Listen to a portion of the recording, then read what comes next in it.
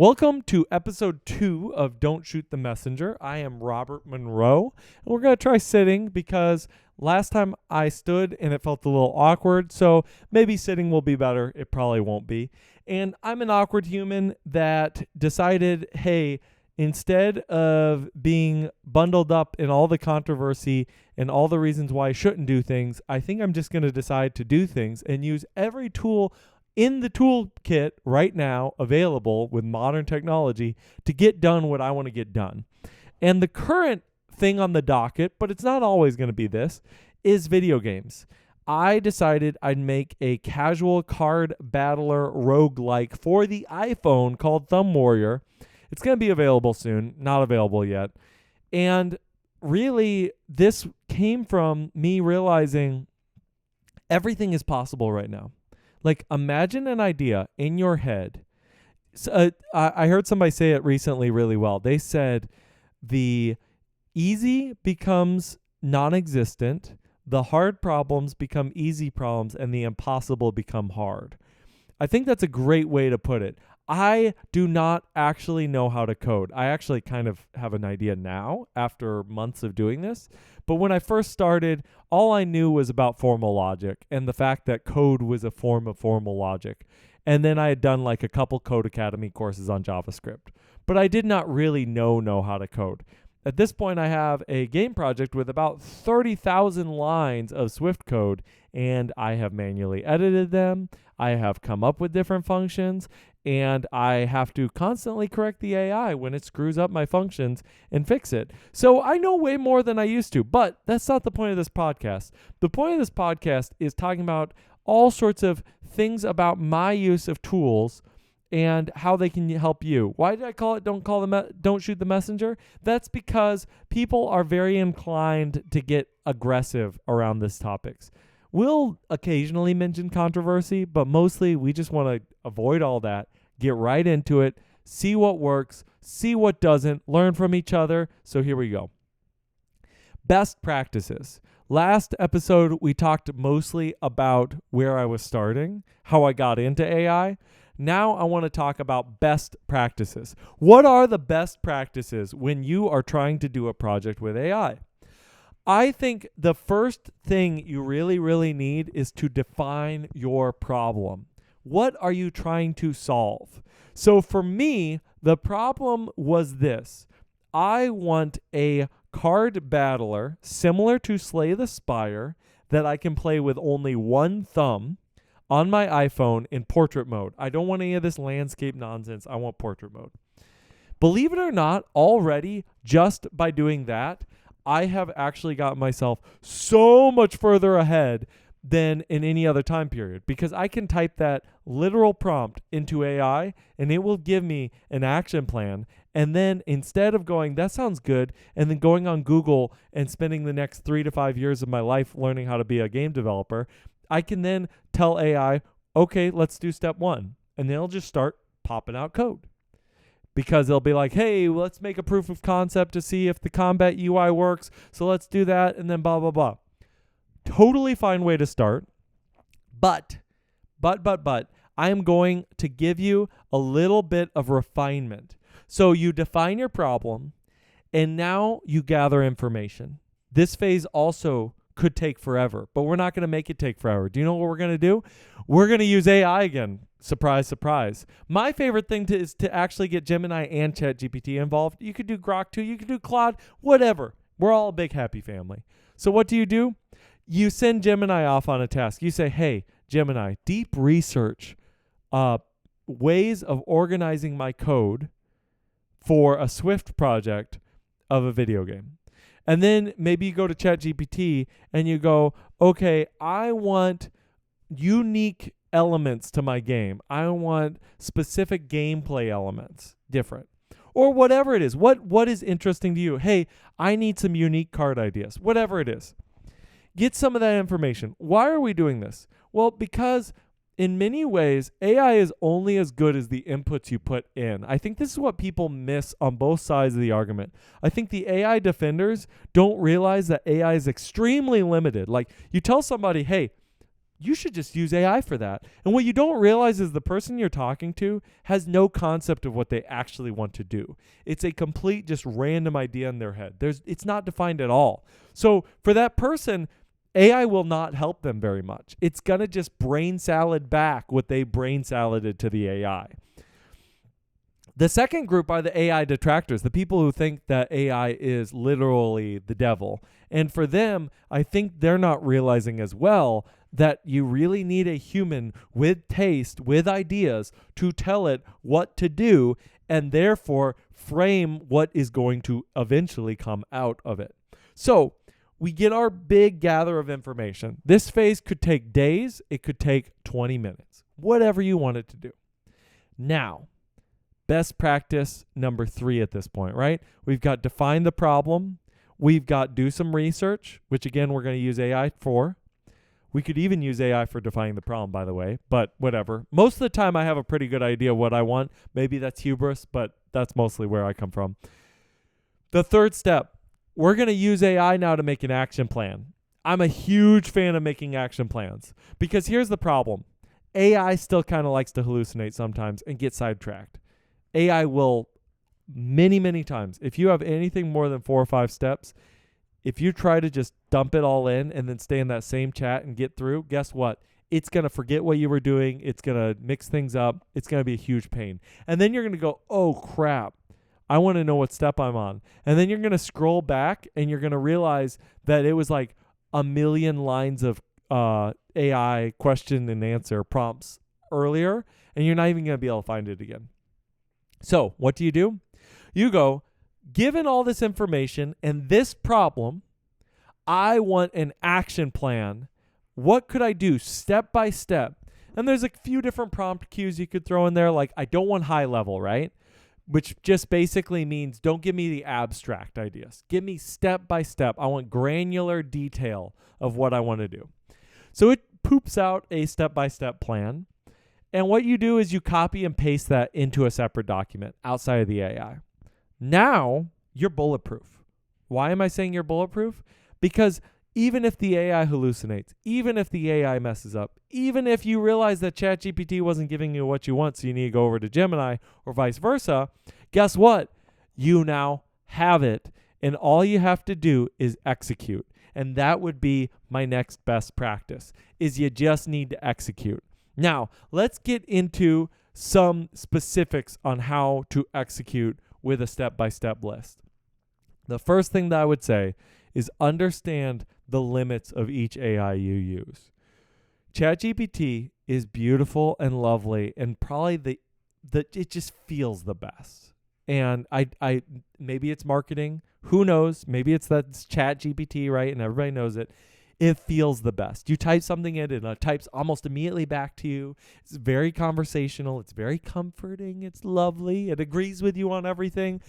But the honest truth is, what it's really missing is a lot of intelligence. It really will make a lot of mistakes. And it's very overconfident in its abilities. And so a lot of times it will do things that it's not even capable of doing. Like I was trying to ask it on some SQL tasks. So basically creating databases, searchable databases, so that you could have an LLM use it as a vector database. If all that went over your head, I don't really barely know what those words mean either, but I was asking, could I take information and put it in a way that an LLM could understand so I could query a chat and get some good results?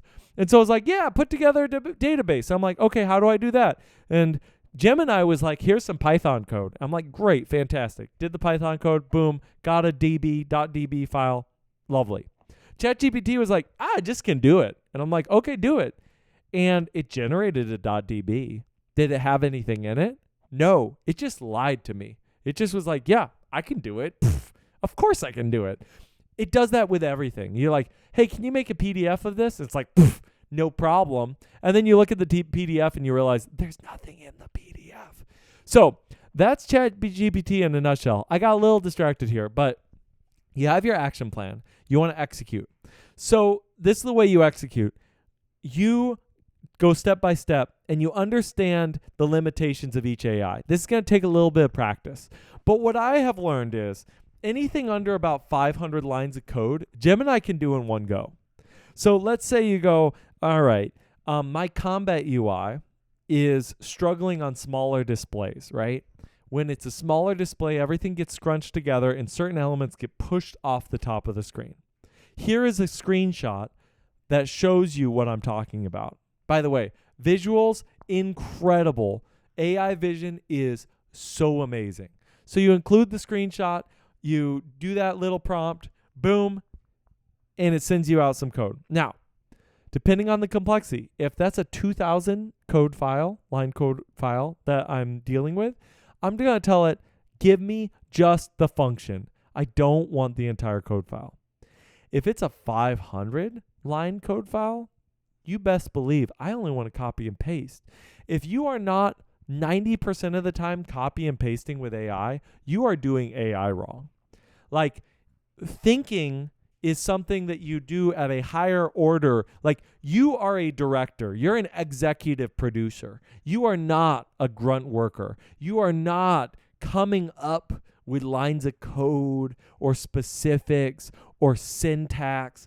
No. That's why you have my friends Gemini, ChatGPT, Grok, and Claude. That's what those guys are for. So that gets you your first best practice in this execution phase. And that is, you want to make sure that you understand the limitations and you're working within those limitations. So if it's something big, you do just the function. If it's something small, you do the entire code file. Also, if you know some best practices in your discipline, you should be reminding it of that, because it will get confused and it will decide to send you down rabbit holes you may not want to go down. And so you may just need to be very firm and be like, hey, I don't want to go down that rabbit hole. Speaking of rabbit holes and ways that you can make this easier and best practices, one of my favorite things to do when you're coding something is, like, Gemini can take a ton of contextual information in. So when I say anything over 500 lines of code, I mean that's the output. That's what it's editing.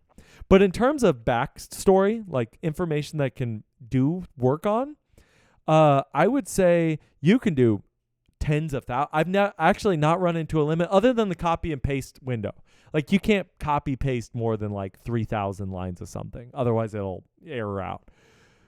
But one of the things you can do that's a lot of fun is, maybe let's say you have 6 code files you need the AI to understand to give you a good answer.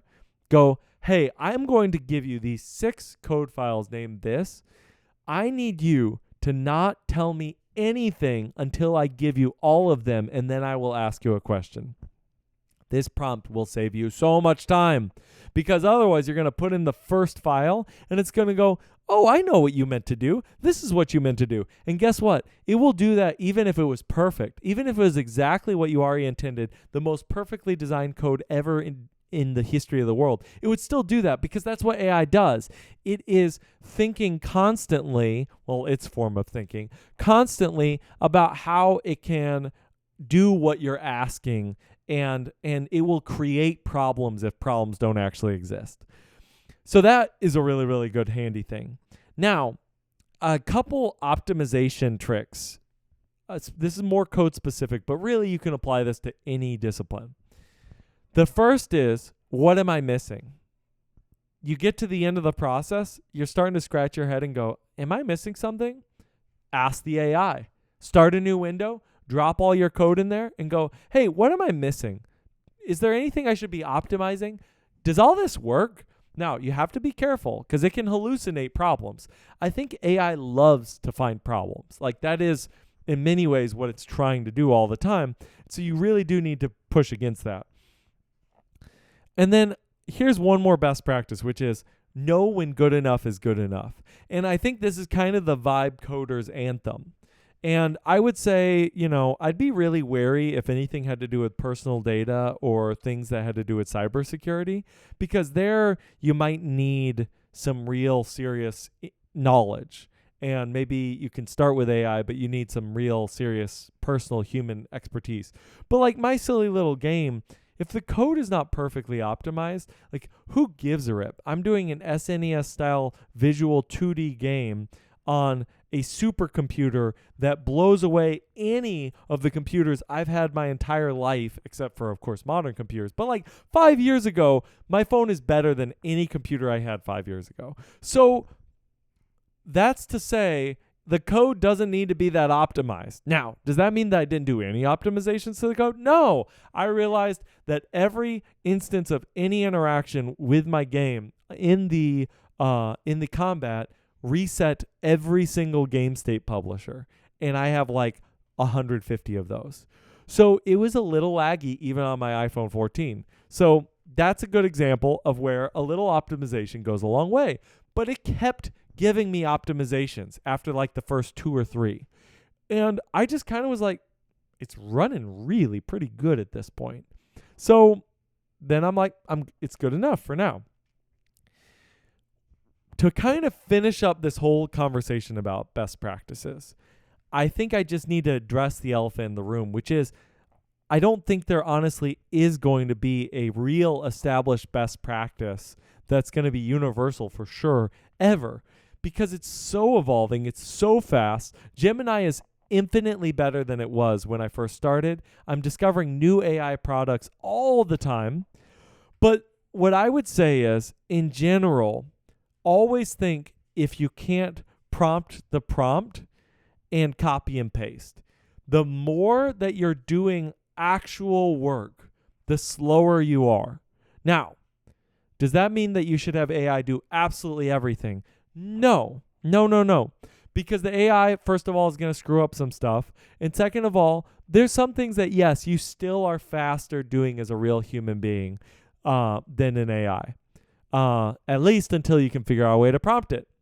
One more just kind of extra bonus tidbit best practice is I think code. So baseline code is faster than GUIs now. Let me break that down for a second. So you can type in literal code lines, right? Text strings, right? Like Python, JavaScript, all that. Or you can be operating in a GUI. I tried to build a game in Godot, and what I realized is it was so much faster to code a game in Swift than Godot, because Godot is a game engine and it has a lot of GUI elements. Now, if I got better at Godot, I probably could realize that I could do it all from command line, and then I probably would be off to the races again. But one of the weird conundrums that you find messing with AI is it's easier to make an SSG, static site generator, website than it is to make a WordPress website in 2025, because it is faster to code a website from scratch with AI than to build it with a GUI in WordPress. Isn't that crazy? That just blows my mind that we're here. So you're telling me I can make a more optimized, cheaper, faster, better, more user-friendly, more complicated the way I want it to be website in less time because of AI. It's unbelievable, right? Well, I hope you enjoyed this episode of Don't Shoot the Messenger. Check out all my social media platforms. If you like what you liked, please subscribe, follow. It's going to super help. Also, stay tuned for Thumb Warrior. It's going to release soon. It's going to be awesome. It's going to be epic. Thanks so much. Until next time, keep on AIing.